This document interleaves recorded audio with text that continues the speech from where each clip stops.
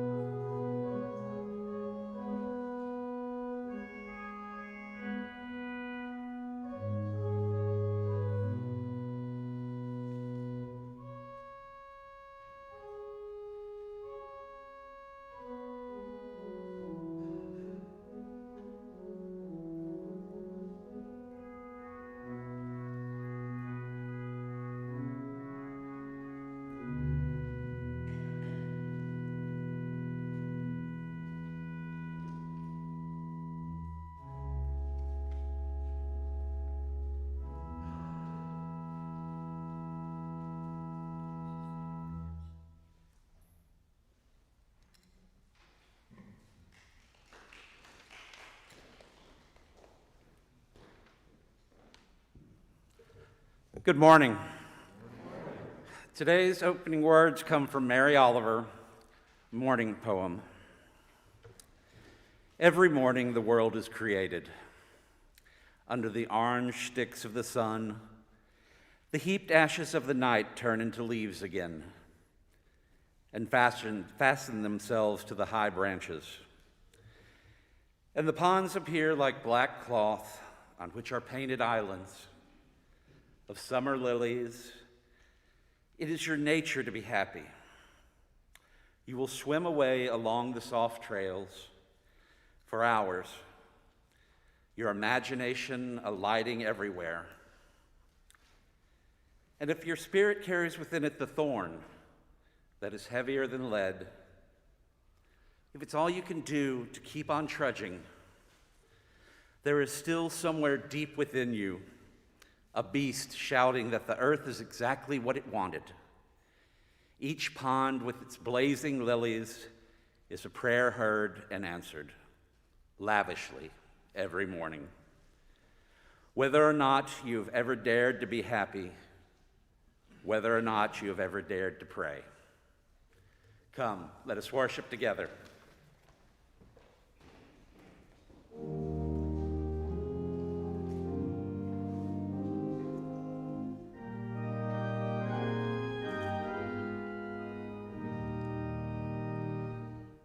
This is a day of new beginnings, time to remember and move on, time to believe what love is bringing, laying to rest the pain that's gone. God is alive and goes before us to show and share what love can do. This is a day of new beginnings. Our God is making all things new.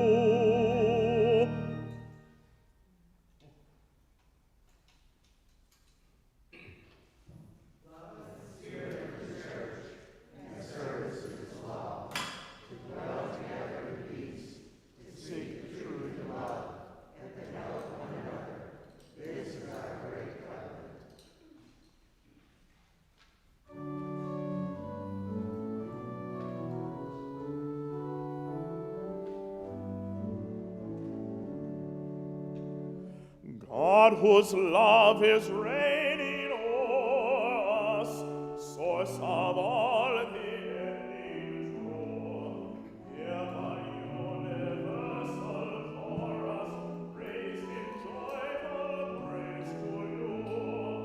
Alleluia, alleluia, worship ancient, worship you.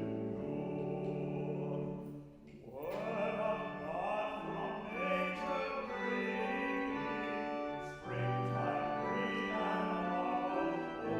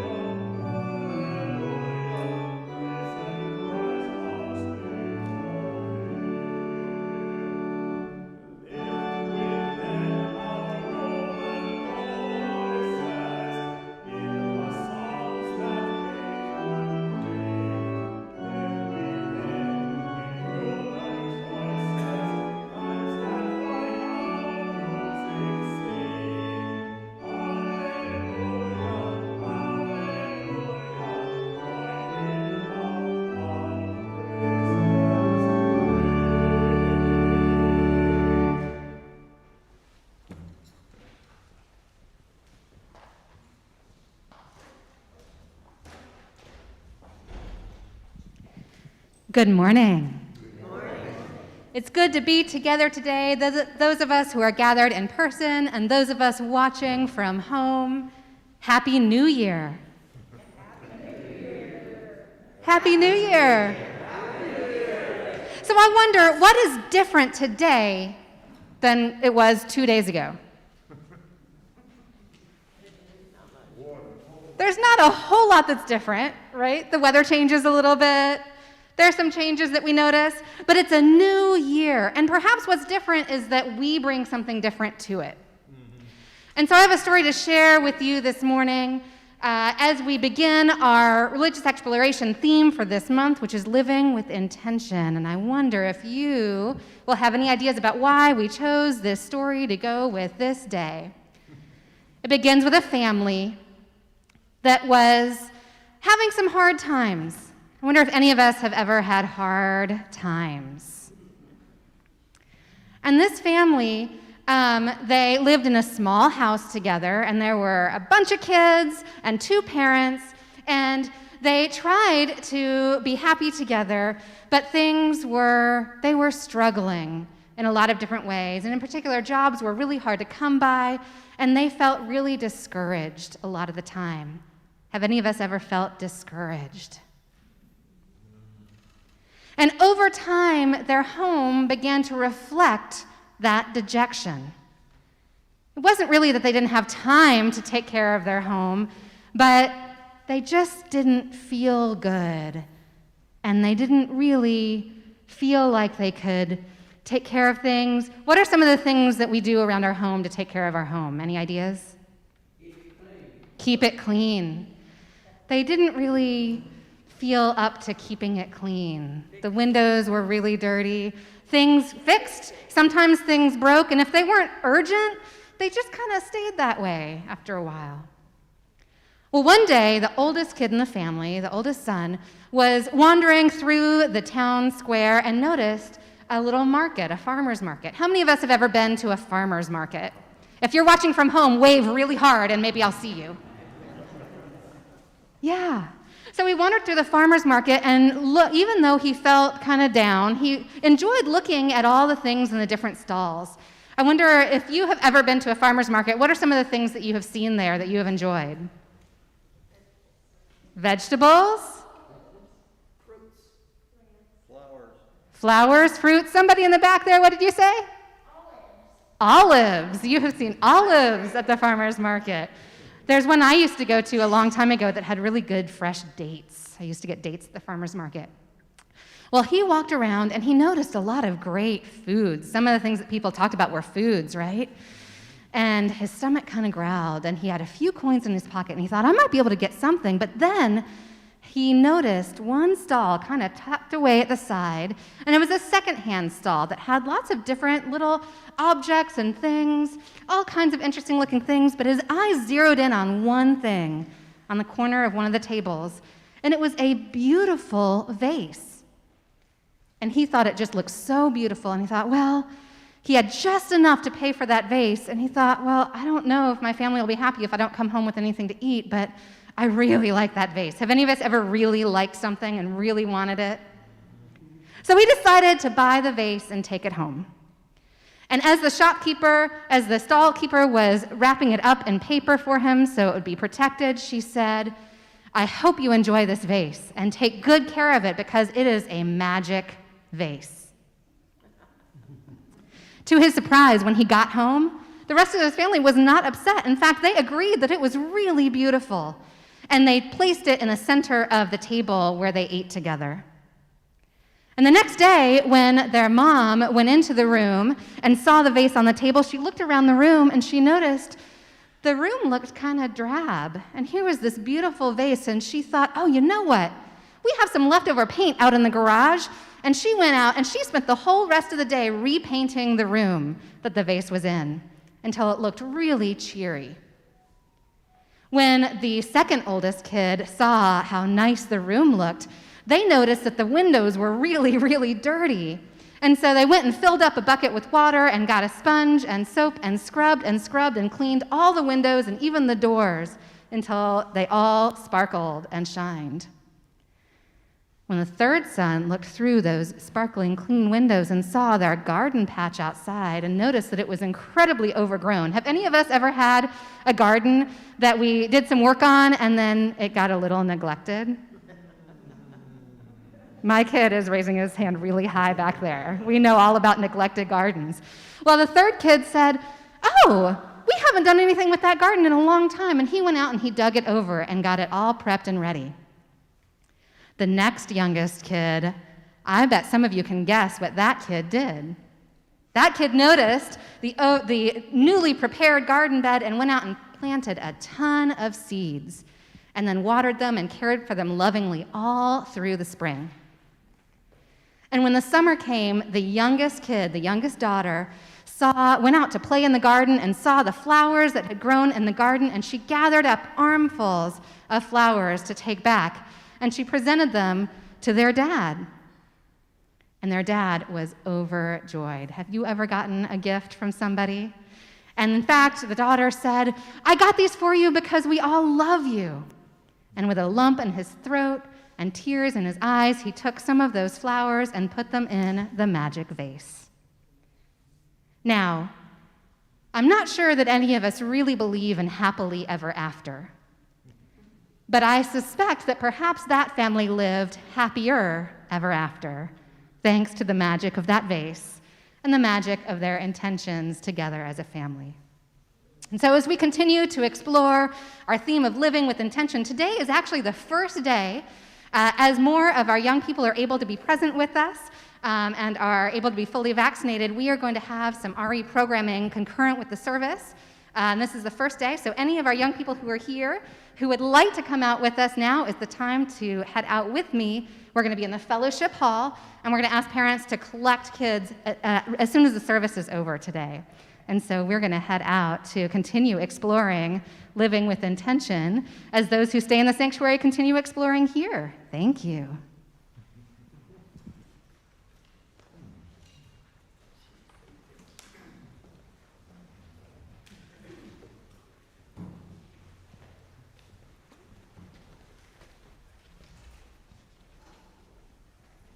Only a night, from old to new.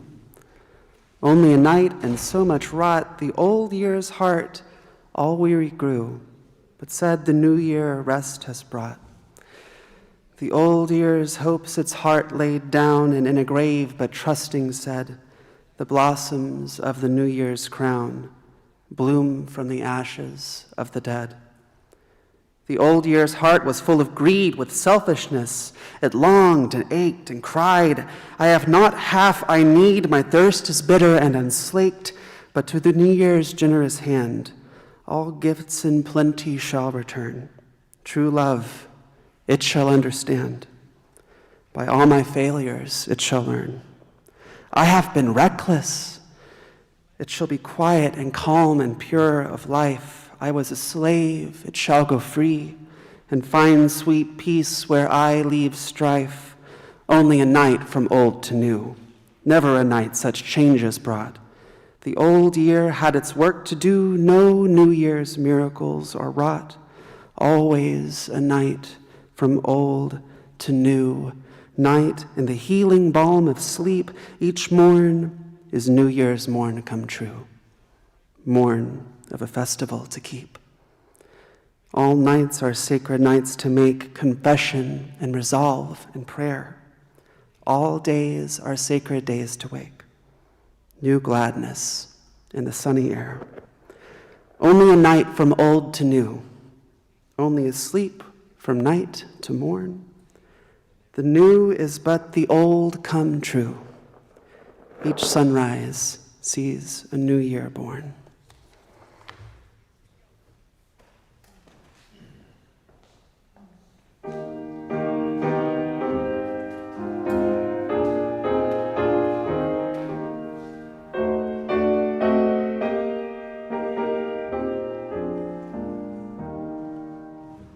Great is thy faithfulness, God and Redeemer. There is no shadow of turning with thee. Thou changest not, thy compassions, they fail not. As thou hast been, thou forever wilt be. Great is thy faithfulness, great is thy faithfulness.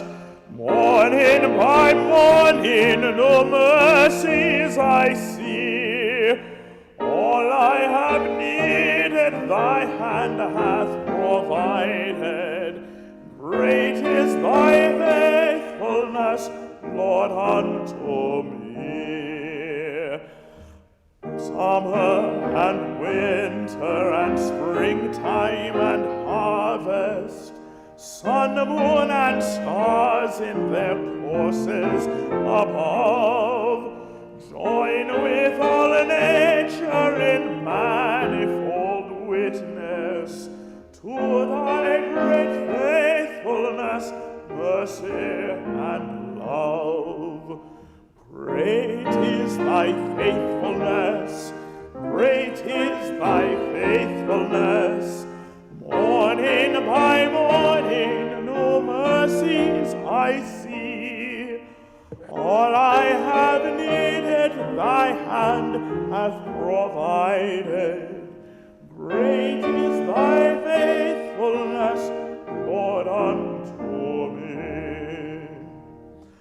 Pardon for sin and a peace that endureth, thine own dear presence to cheer and to guide, strength for today and bright hope for tomorrow, blessings all mine with 10,000 beside. Great is thy faithfulness, great is thy faithfulness. Morning by morning, no mercies I see. All I have needed, thy hand hath provided. Great is thy faithfulness, Lord, unto me.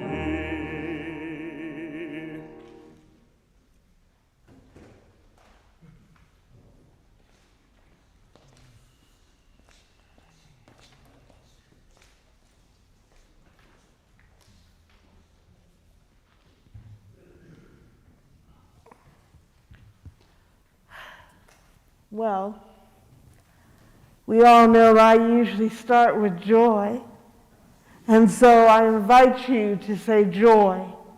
Joy. And I want you to know I came this morning filled with joy. I couldn't wait. And then someone gave me some news that I was just stunned. And so I want to bring to you today, because we have lots of concerns, the concern of Planned Parenthood, which was destroyed.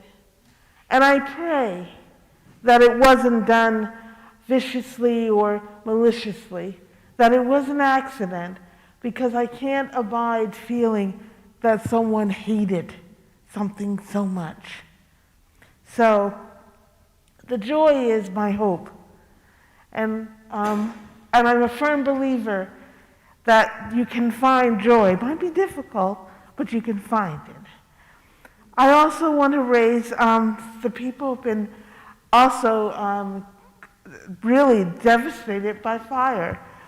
Karen Props and Greg Johnson and Rennie Fox have both lost their home or their belongings, and so I ask you to remember them and to pray for they have hope and that they have joy somewhere in the midst of this despair. Also, Debbie Ellis has lost her partner, Kenny, and she asked that you not call, because she'd rather just handle this quietly. She gave us permission to make the announcement, but there's a card in the fellowship hall that you can sign. where you can show her your appreciation, your care, your love, but you don't overburden her. So, and this one is also difficult. Beth Booker is on hospice, and it wasn't an easy decision to make. Yet David and Beth have agreed that it is time for hospice palliative care. But here's some joy. She is there, and they're giving her care, and certain functions are coming back so that she may be able to come home with hospice care. And so David appreciates your emails, and yet please understand that there may not be any responses. This is not a snub, just a tired and overwhelmed man who is handling the family. So we have a lot that we have to lift up in prayer and in meditation or in quiet thought. Will you join me in the prayer and thought and meditation?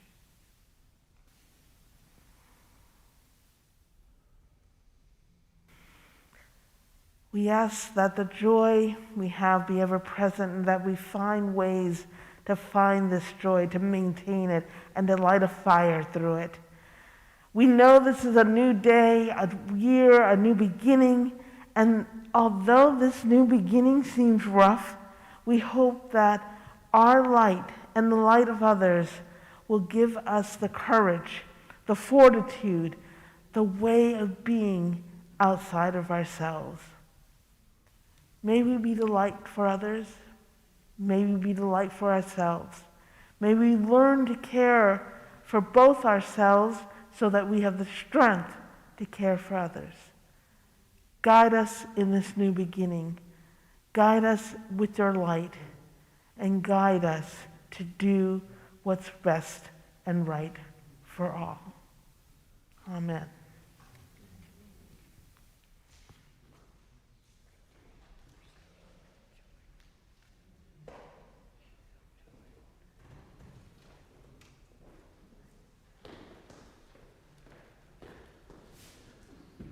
Good morning again. Today is a Generosity Sunday, and that means that all of the offering that's gathered today or over the week will go to the operating fund of the church. There are several ways that you can give. There's baskets on either side, and on the way out you can put cash or check there. You can also use the kiosk in the lobby to pay via credit card, and you can donate by text. You can give the gift by texting 73256 TV and type in TVUUC and the amount. I know, and we know, that the last 2 years have been very hard on people and there's been a lot of hardship, but whatever you can give is greatly appreciated.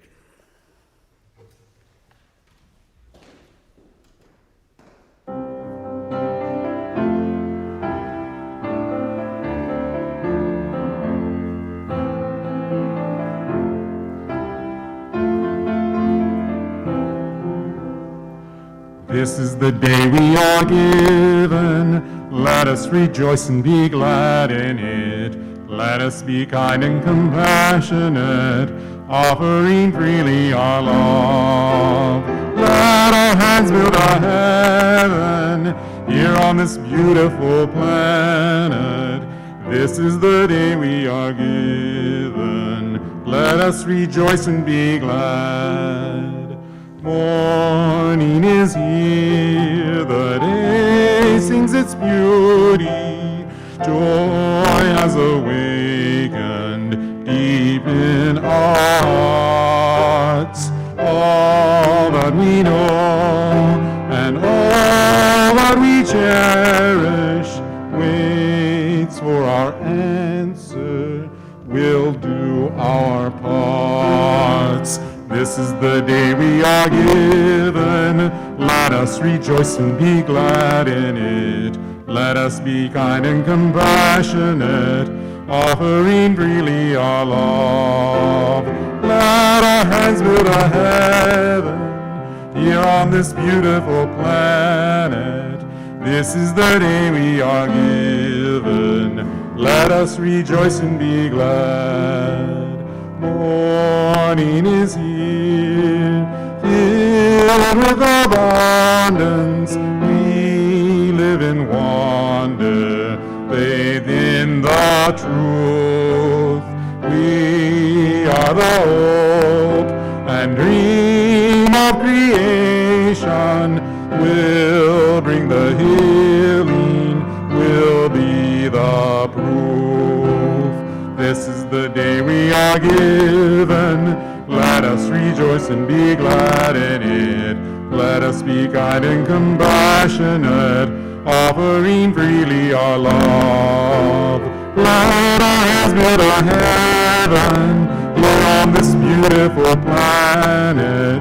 This is the day we are given. Let us rejoice and be glad.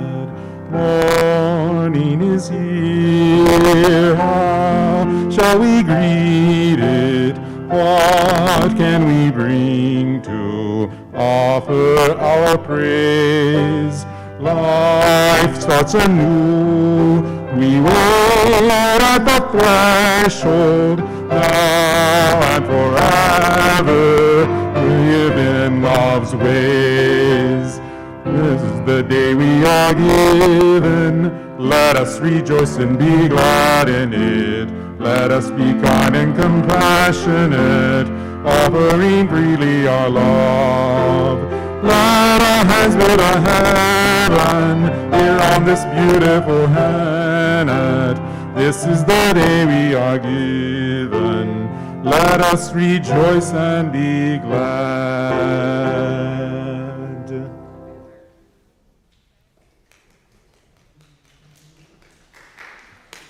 Amen.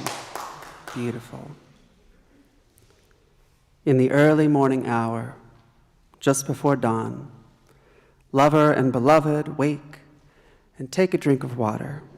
She asks, "Do you love me or yourself more? Really, tell the absolute truth." He says, "There is nothing left of me. I'm like a ruby held up to the sunrise. Is it still a stone or a world made of redness? It has no resistance to sunlight.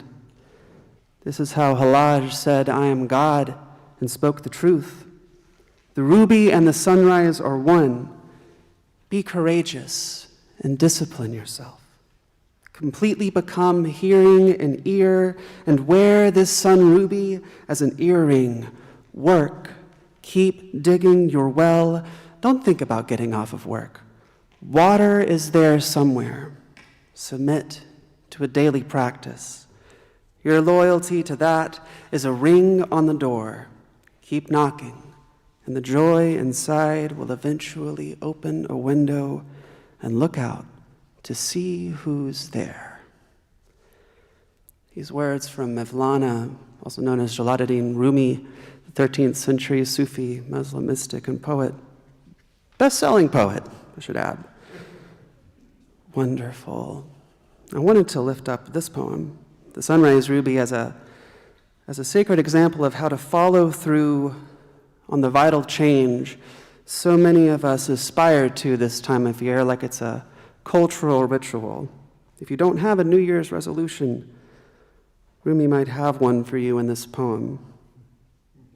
One day and a morning into this new 2022, and with the air still heavy with pandemic and uncertainty and political strife, you name it. It has taken so much in it. The fire at Planned Parenthood, and my God, y'all, Betty White. Rest in peace.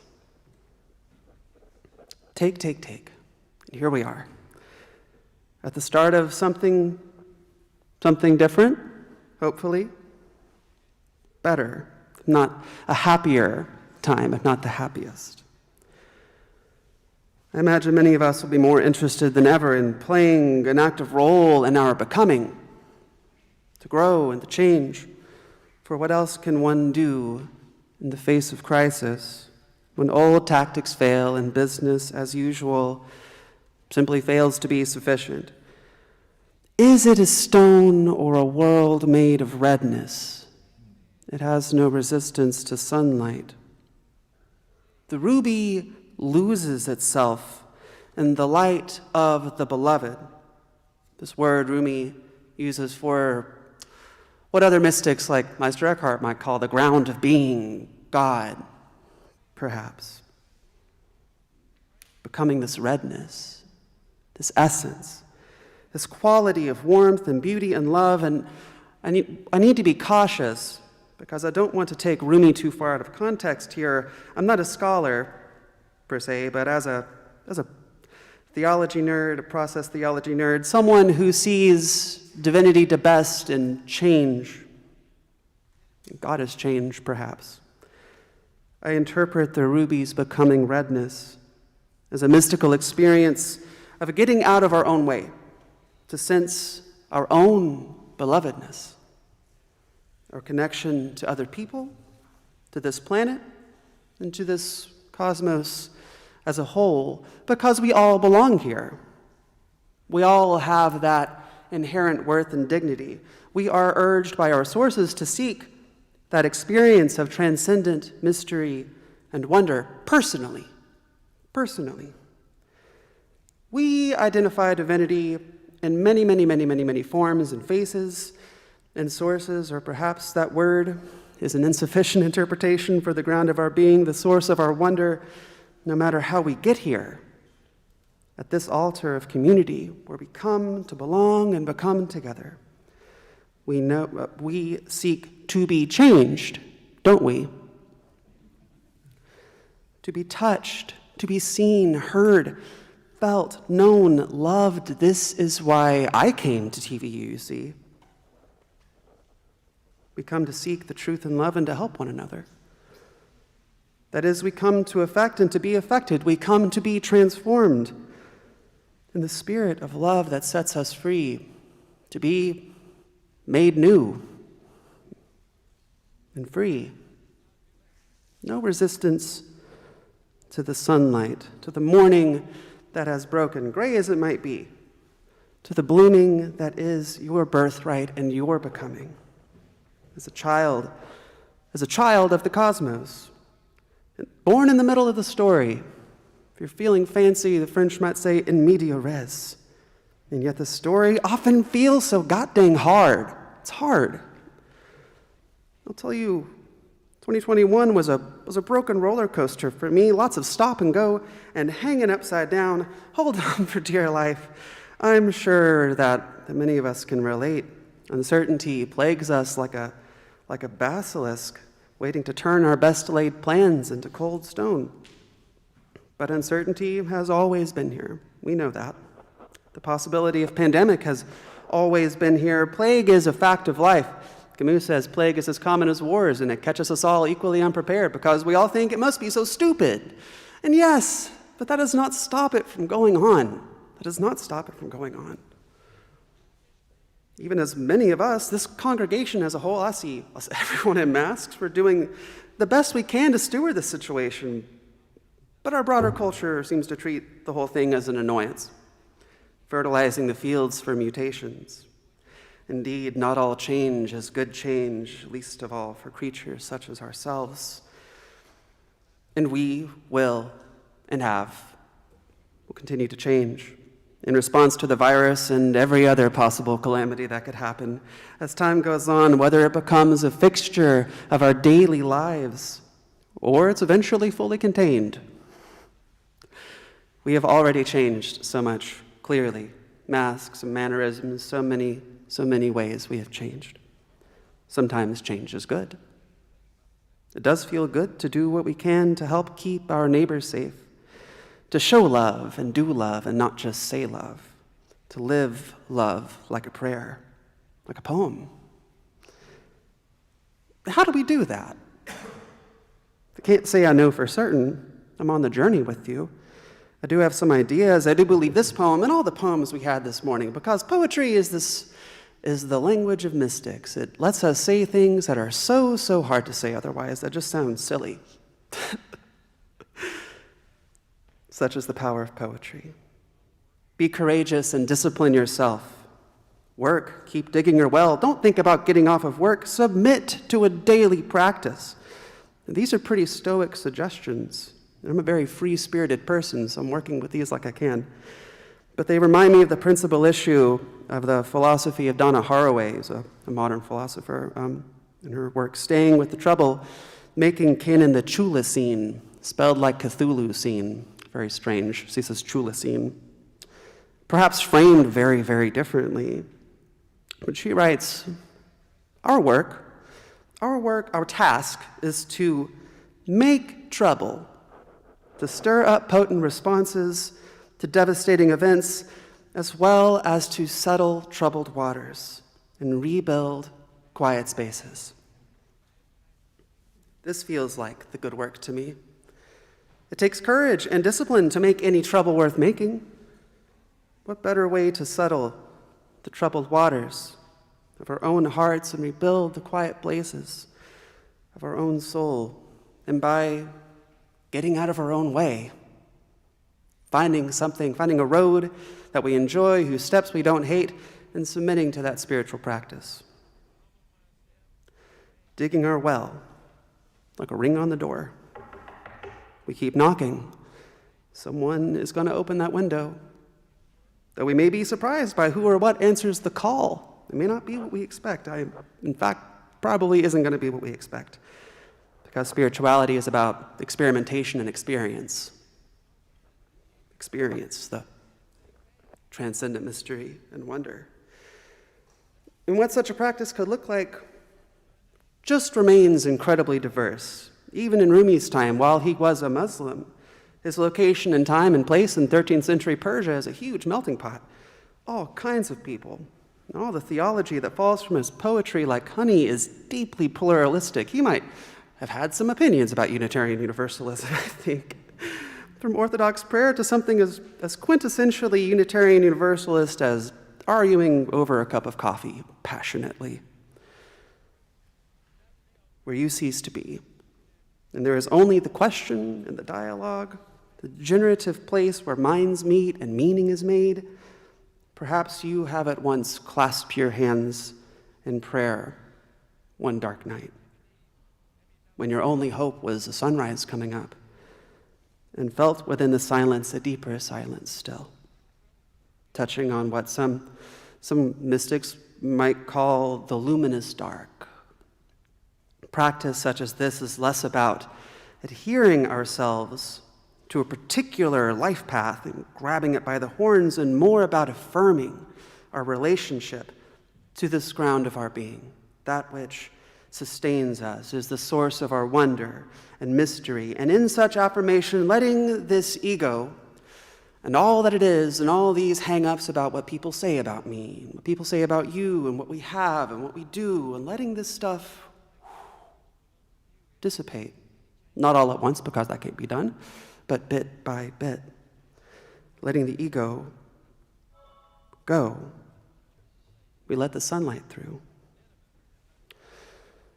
We remember that we are all beloved expressions of this cosmos, born out of the fire of what a friend of mine recently said to me, the dialectical relationship of matter. I just love that. This thesis, antithesis, synthesis cycle that sees new forms take the stellar stage. And the way I see it, that's just how the universe works.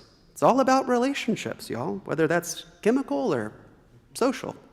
Relationships all the way down. It's not turtles after all. But these processes, majestic and wonderful, that make anything possible, that make life possible, that allow this reality to be a place where, if not feel-good stories get told, then y'all, at least it's interesting. It's very interesting, the stories that get told in this universe, where lives can be lived like poetry, scrawled on the darkness. How do we begin? How do we begin to live a life like that?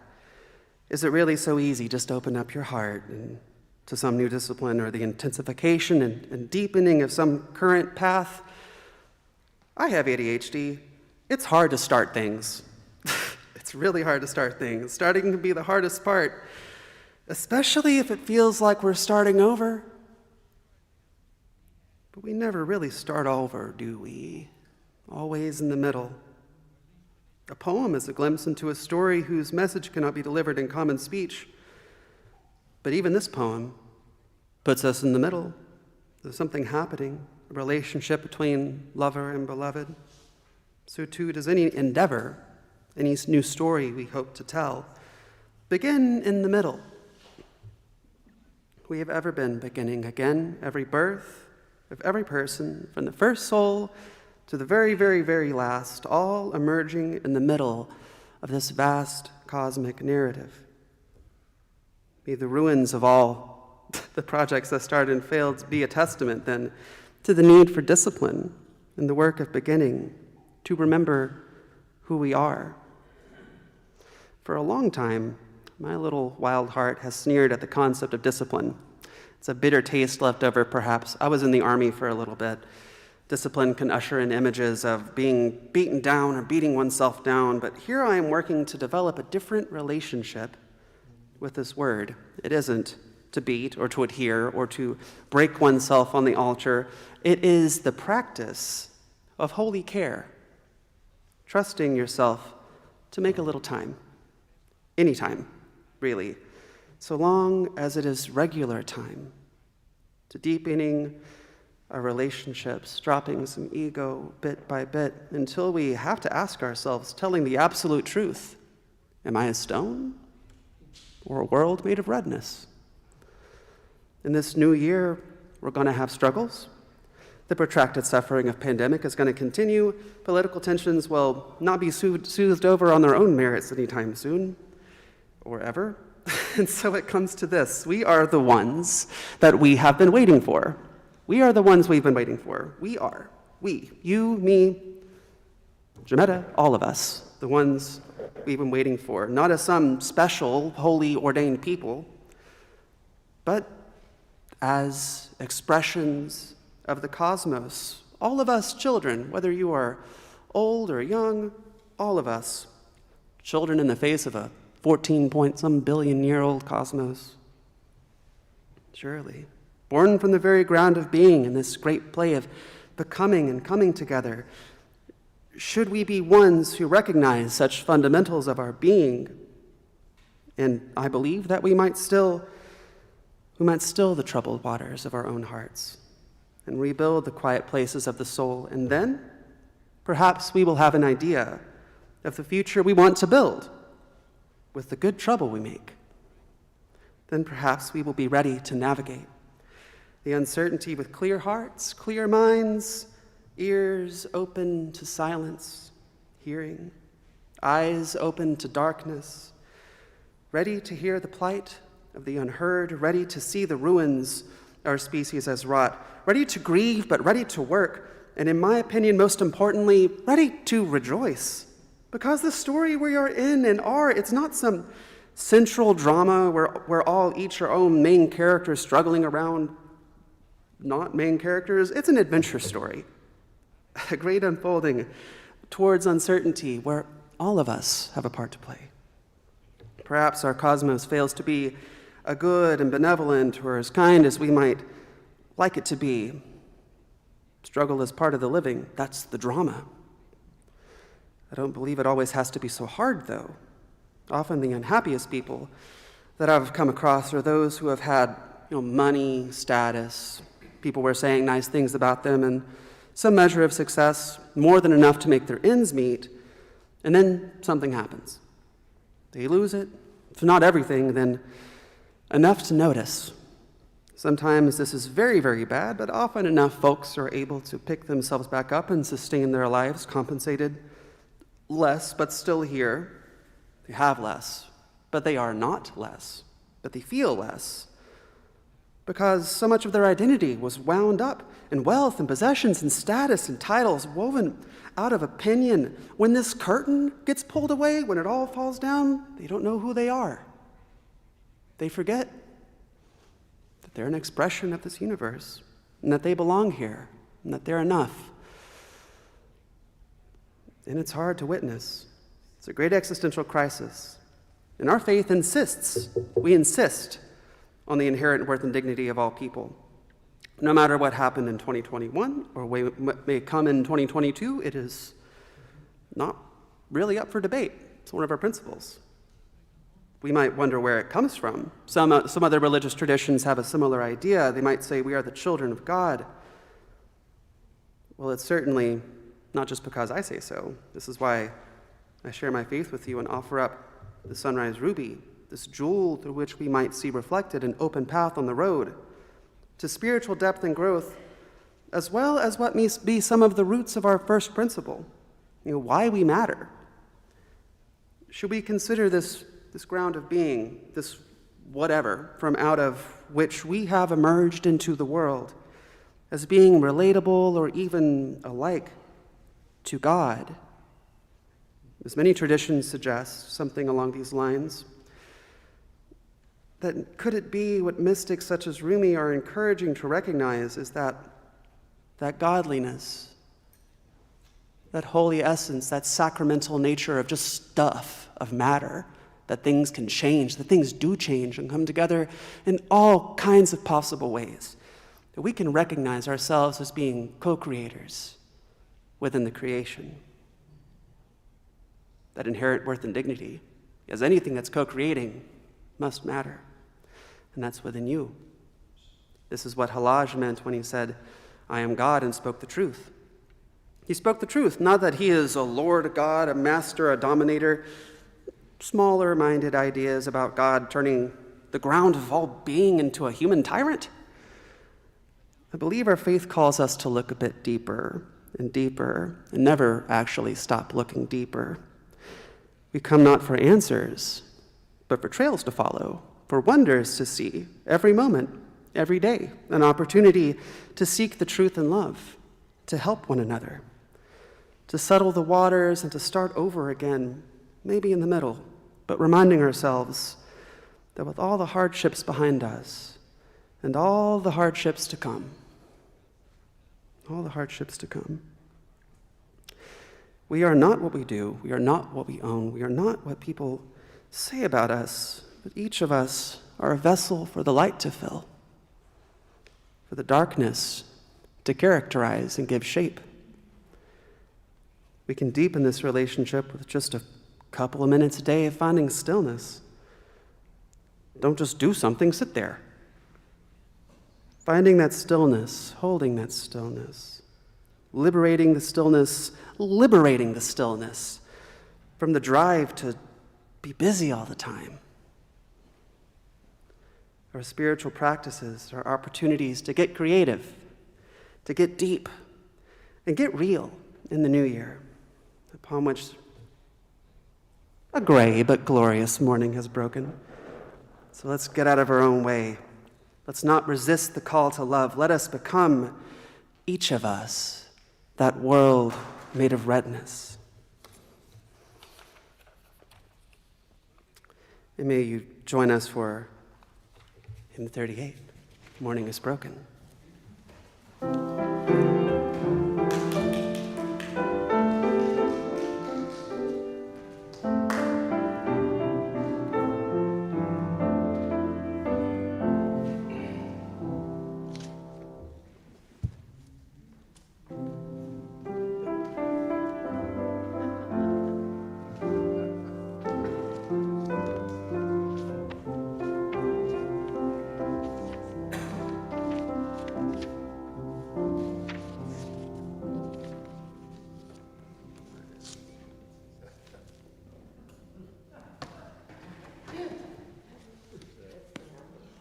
Morning has broken like the first morning.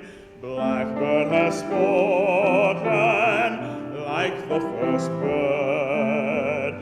Praise for the singing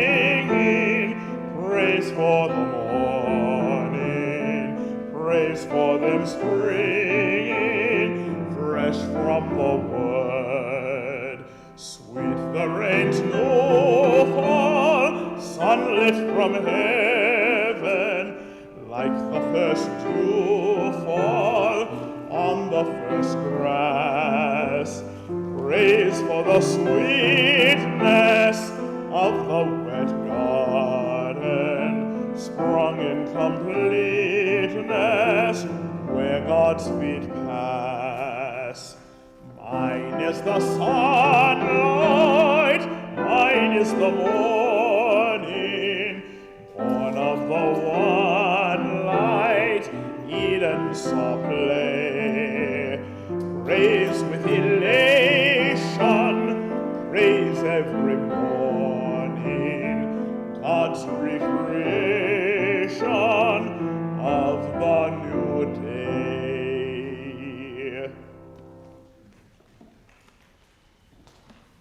Prophetic Church, this world awaits your liberating ministry. Go out in the power of love, seek the truth that sets us free.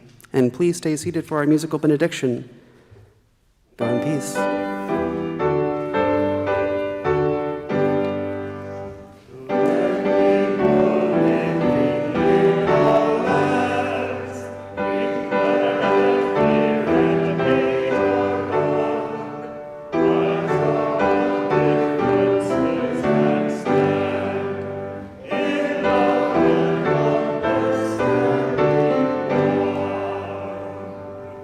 As our last act of worship, you turn and greet your neighbor.